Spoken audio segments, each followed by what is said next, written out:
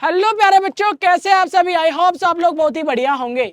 आज का यह वीडियो हर एक उन स्टूडेंट के लिए बहुत ही ज्यादा खास और इम्पोर्टेंट होने वाला है जो बच्चा नीट की प्रिपरेशन करना चाहता है या फिर कर रहा है। आज मैं आपको 3 ऐसे टिप्स देने वाला हूं कि इतना कॉम्पिटिटिव एग्जाम आप इजीली क्रैक कर सकते हो अगर मेरी इन टिप्स को हार्डली और स्मार्टली आप लोग फॉलो कर लेते हो। तो चलिए, कौन सी वो मेन मैं आपको टिप्स देने वाला हूं, मैजिकल टिप्स मैं आज आपको देने वाला हूं जिससे आप लोग नीट का एग्जाम, इतना कॉम्पिटिटिव एग्जाम क्लियर कर सकते हो। तो बच्चों, यह वीडियो खासकर वह बच्चा जरूर देखे जो बच्चा अभी नीट का एग्जाम देना चाहता है, जिनका सिलेबस तो काफी बचा है लेकिन टाइम उनके हाथ में बहुत ही ज्यादा कम है। तो बच्चों, उन बच्चों को ज्यादा मैं टारगेट कर रहा हूं जो बच्चा सिलेबस देख के डर रहा है, हेजिटेट कर रहा है, डर लग रहा है, उसके मन में बहुत सारे ऐसे डर है, कंपटीशन को देख के डर रहा है, होगा या नहीं होगा, ऐसे थॉट्स उसके मन में आ रहे हैं। तो बच्चों, आप लोग इन सारे थॉट्स को करिए रिमूव, ये सारे कंफ्यूजन को करिए रिमूव, जितना भी डर है उसको करिए रिमूव। मेरे दिए हुए स्मार्ट तरीके से इन 3 टिप्स को फॉलो कर लीजिए। मैं गारंटी दे रहा हूं कि आपका जो नीट है 100% क्रैक होगा अगर मेरे बताए हुए 3 टिप्स को आप फॉलो कर लेते हो। तो बच्चों, बीएससी नर्सिंग आप लोग करना चाहते हो, नीट क्रैक करना चाहते हो, नीट का एग्जाम देना चाहते हो, कंफ्यूजन बनी हुई है कि कैसे रिवाइज करें, स्पेशली जब सिलेबस आपका कंप्लीट या वर्स्ट हो और टाइम आपका कम हो। आज की इस वीडियो में आपको दूंगा 3 सॉलिड ऐसे टिप्स, जिन टिप्स को स्मार्टली फॉलो कर आप अपने नीट जैसे कॉम्पिटिटिव एग्जाम को क्रैक कर सकते हो। अब मैं बता दूं बच्चों, नीट का पेपर जो आपके क्वेश्चन पेपर आते हैं, कितने क्वेश्चन पेपर आते हैं उन बच्चों के लिए जिनको नहीं पता, जो बच्चे नीट की प्रिपरेशन करना चाहता है। तो प्यारे बच्चों, यहाँ पे मैंने बता दिया फिजिक्स, केमिस्ट्री और बायोलॉजी में से कितने कितने क्वेश्चन आते हैं। फिजिक्स में से 50, केमिस्ट्री में से 50 और बायोलॉजी से आपके 100 क्वेश्चंस आते हैं। तो टोटल नंबर ऑफ क्वेश्चंस यहाँ पे 200 क्वेश्चंस आते हैं आपके नीट के पेपर में। तो आउट ऑफ 720 में से अगर आप लोग 650 या 670 मार्क्स लेके आते हो तो टॉप यूनिवर्सिटी आपको मिल सकती है। तो ये आपको समझ में आया, 720 नंबर में से आपके नंबर आते हैं और 600 650 नंबर आपको लाने होते हैं अगर आपको टॉप यूनिवर्सिटी चाहिए, एक अच्छा कॉलेज अलॉट करना है। अगर आप लोगों को MBBS, BSc nursing, BMS, BHMS या कोई भी मेडिकल कोर्स, पैरामेडिकल कोर्स या टेक्निकल कोर्स करना हो तो आप लोग को 720 में से हाईएस्ट रैंक लेके आनी पड़ेगी, टॉप रैंकर में आना पड़ेगा, जब जाके एक टॉपर बन सकते हो और एक अच्छा कॉलेज, अच्छी यूनिवर्सिटी आपको अलॉट हो सकती है। समझ में आ रहा है? गुड। तो ये था हमारा बच्चों, और अप्रैल लास्ट और मई स्टार्टिंग में आपका एप्लीकेशन फॉर्म रिलीज होता है, जिसको एप्लीकेशन को भरकर आप नीट एग्जाम में बैठ सकते हो, नीट को पेपर दे सकते हो। तो बच्चों, सबसे पहला और important tips, focus on basic from class 11th and 12th NCERT.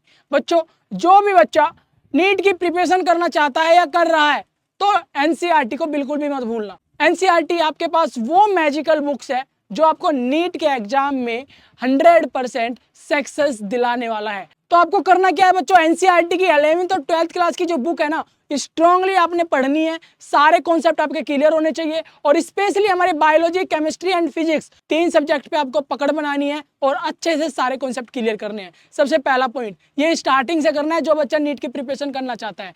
पहला मोस्ट इंपोर्टेंट टिप्स है बच्चों, focus on 11th 12th NCERT books, physics, chemistry, biology.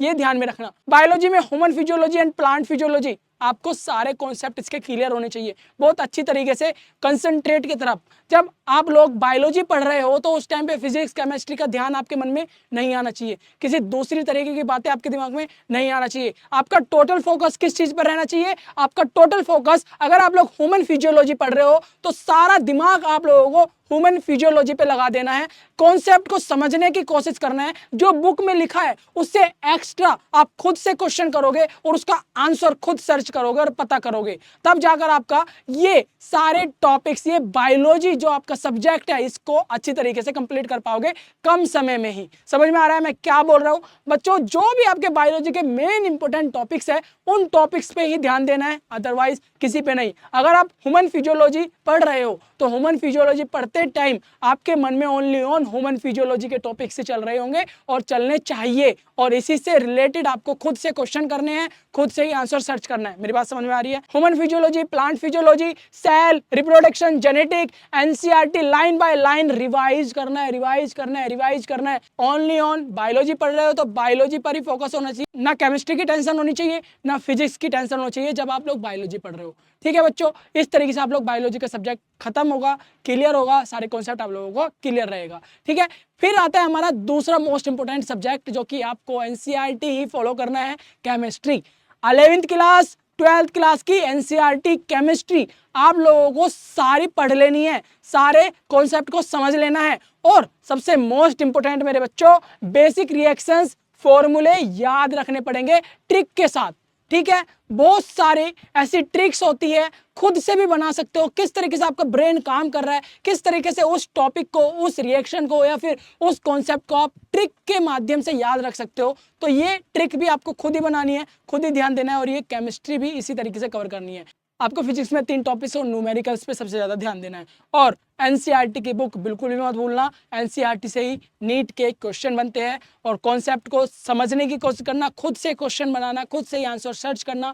इस तरीके से अगर आप लोग करोगे, लिख लिख कर पढ़ोगे, खुद से क्वेश्चन पुटअप करोगे, खुद से ही आंसर सर्च करोगे और उसको फिर लिखोगे, तो इस तरीके से आपका क्या होगा, बहुत ही जल्द आप लोगों को याद भी हो जाएगा और आपके कॉन्सेप्ट क्लियर भी हो जाएगा। मेरी बात ध्यान में समझ में आ रही है? Very good.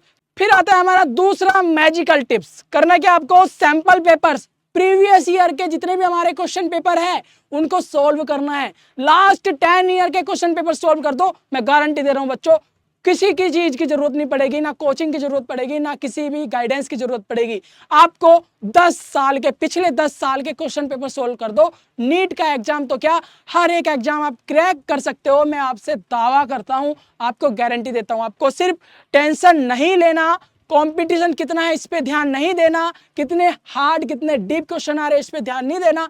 सिंपल 10 ईयर के प्रीवियस क्वेश्चन पेपर आपको उठाने हैं, सोल्व करना है, सोल्व करना है, सोल्व करना है। पागल हो जाओ, पागल हो जाओ, पागल हो जाओ, और अपने जो नीट का सपना है उसको क्रैक कर लो, और एक one of the best university अपने नाम कर लो। ठीक है यार बच्चों, वेरी गुड। दूसरा, सेकंड ऑफ द बेस्ट यहाँ पे मैं टिप्स दे रहा हूं, सेकंड मैजिकल टिप्स है क्वेश्चन पेपर। कोई भी कॉम्पिटिटिव एग्जाम आपको क्रैक करना है तो लास्ट 10 साल के प्रीवियस क्वेश्चन पेपर आप लोग को सोल्व करने पड़ेंगे। सोल्व कर दो, और मैं गारंटी दे रहा हूं 100% आपका जो ये क्वेश्चन है, आप 100% जो आपका नीट का कॉम्पिटिटिव एग्जाम है, ये क्रैक कर लोगे। समझ में आ रहा है? Very good. Previous year question paper को आपको उठाना है, सोल्व करना है।